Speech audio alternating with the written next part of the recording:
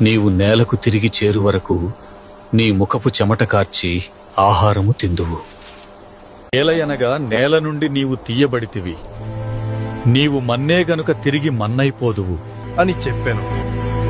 ఆదాము తన భార్యకు హవ్వ అని పేరు పెట్టెను.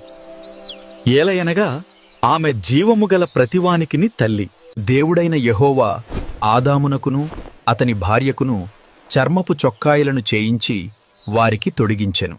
అప్పుడు దేవుడైన యెహోవా, ఇదిగో, మంచి చెడ్డలను ఎరుగునట్లు ఆదాము మనలో ఒకని వంటివాడాయను.